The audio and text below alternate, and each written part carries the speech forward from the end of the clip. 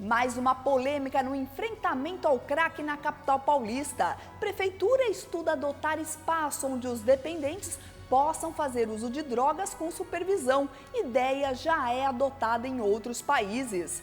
Supremo Tribunal Federal decidiu manter a prisão preventiva de Andréa Neves, irmã do senador afastado Aécio Neves. 25 anos da Eco 92. Representantes de vários países voltam a se reunir no Rio para discutir novas medidas de controle às mudanças climáticas. E em Brasília, a Escola da Natureza completou 21 anos, mostrando caminhos para a preservação do meio ambiente para alunos da rede pública de ensino. Você confere isso e muito mais a partir de agora. O NGT Notícias está no ar.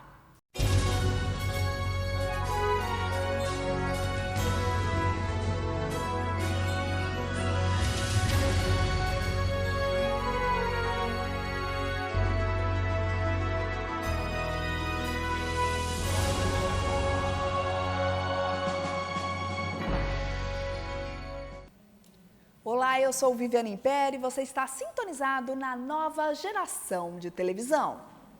A gente abre o NGT Notícias de hoje destacando como o brasileiro está envelhecendo com saúde e disposição. O idoso hoje no país tem energia para praticar atividades físicas e sobra motivação para aprender novas habilidades. Segundo a Organização Mundial de Saúde, o número de brasileiros com mais de 60 anos vai dobrar até 2050. Serão quase 70 milhões de idosos. Nossa equipe de reportagem percorreu a orla de Maceió no meio da manhã para tentar encontrar pessoas com mais de 60 anos praticando exercícios. E olhe, encontramos mais pessoas do que imaginávamos. Sozinhos ou em grupo, caminhando, correndo ou alongando, eles querem se manter ativos.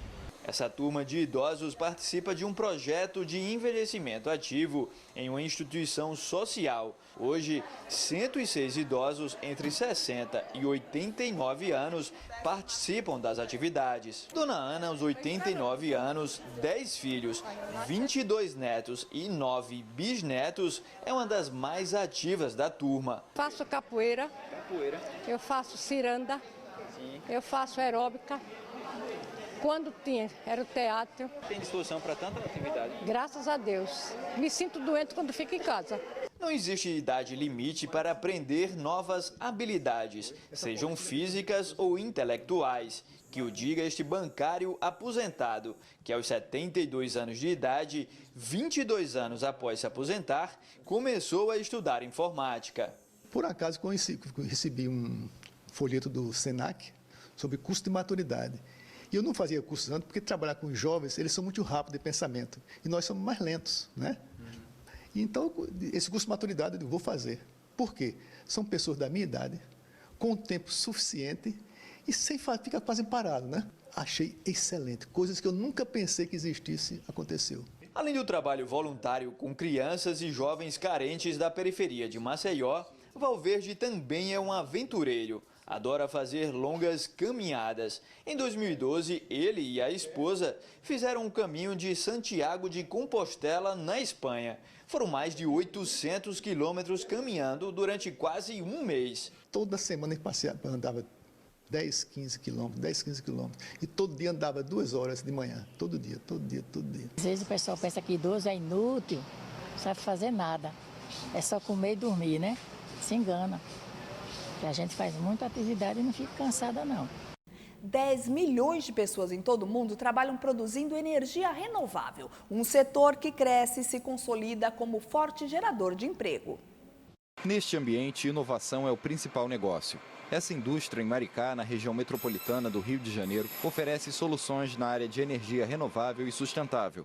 Eles são conhecidos pela produção de geradores eólicos de pequeno porte e atendem demandas de todo o país. Nós fomos nessa fase, nesses últimos 2 anos, uma das empresas que mais aumentou percentualmente. Nós somos pequenos, tá? Mas nós aumentamos mais de 20% o quadro de pessoal, talvez mais de 30%.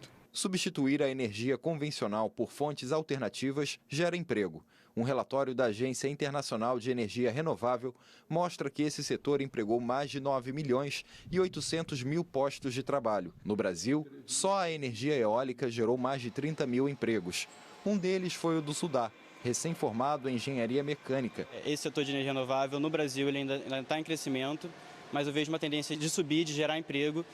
Primeiro porque a gente tem uma crise aí do setor de óleo e gás, que era um setor que eu venho do setor de óleo e gás, mas o setor de energia renovável ele tem tudo para crescer, também porque estão tendo algumas iniciativas públicas no sentido de dar suporte a esse tipo de energia. Neste ano, o Brasil chegou à condição de produzir 11 gigawatts de capacidade eólica instalada. No ano passado, esse tipo de energia abasteceu 52 milhões de pessoas em 17 milhões de residências, o equivalente à população de todo o norte e sul do país. Reduzir a emissão de gases do efeito estufa é um dos desafios entre muitos países, e o uso de fontes alternativas de energia faz parte da estratégia.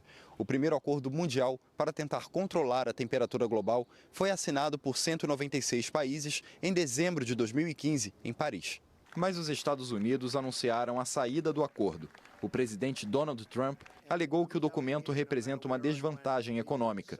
Por outro lado, outros países continuam engajados. Um relatório da ONU de 2015 mostra que das 45 milhões de toneladas mundiais de gases do efeito estufa emitidos em 2010, cerca de 82% foram gerados por fontes de base energética, principalmente a partir da queima de combustíveis fósseis. Ao considerar as hidrelétricas, o Brasil assume a segunda posição mundial no número de empregos renováveis, atrás apenas da China. Tem um impacto positivo de geração de emprego e até também não só eólica e solar, mas também na parte de bioenergia, biomassa e biocombustíveis. Também existe grande potencial de geração de emprego. Para resolver o problema na Cracolândia, no centro da capital paulista, a prefeitura estuda adotar um espaço onde os dependentes possam fazer uso de drogas com supervisão. A ideia é polêmica, mas já existe em outros países. Onde ficam as tendas e os containers que foram instalados para atender os usuários de drogas na Cracolândia, a situação estava tranquila na manhã de hoje. Além do serviço de acolhimento voluntário, a prefeitura chegou a tentar a internação compulsória de usuários, aquela que é feita mesmo sem consentimento. Mas a medida foi proibida pela Justiça. Agora, a estratégia de intervenção está sendo reconsiderada. O coordenador do Redenção, programa da Prefeitura de Enfrentamento ao Crack, Arthur Guerra, disse em entrevistas que tem interesse em desenvolver locais onde os dependentes possam fazer o uso de drogas de forma mais segura. A ideia é polêmica, mas já existe em países pelo mundo. Este psiquiatra explica como funciona a estratégia. O usuário de droga, ele em vez de usar na rua, sem nenhum cuidado de higiene, sujeito à violência, ele vai usar num lugar protegido, onde existe uma equipe de enfermagem, equipe de agentes de saúde que vão orientá-lo de forma a ele evitar que ele tenha uma overdose, que ele tenha problemas mais graves decorrentes daquele uso. O que se observou a médio prazo é que, a partir desse contato com essa equipe de saúde, muitos deles acabam se interessando em abandonar totalmente esse uso de droga. Ele diz que a legislação brasileira não seria um problema para a criação desse tipo de espaço. Todos os países onde existem os espaços de uso seguro, as drogas são ilícitas também. Mas seria muita hipocrisia nossa a gente achar que só porque a droga é proibida as pessoas não vão usar. Então, as drogas são proibidas, mas a gente tem que encarar o fato que as pessoas usam as drogas. Então, vamos proteger essas pessoas e não vamos puni-las, porque elas são doentes. Um dependente químico é um doente e não um criminoso. 25 anos depois da Eco 92, representantes de vários países voltam a se reunir no Rio para discutir novas medidas de controle às mudanças climáticas. E o Supremo Tribunal Federal decidiu manter a prisão preventiva de Andréa Neves, irmã do senador afastado Aécio Neves. É o que você confere daqui a pouquinho aqui no NGT Notícias.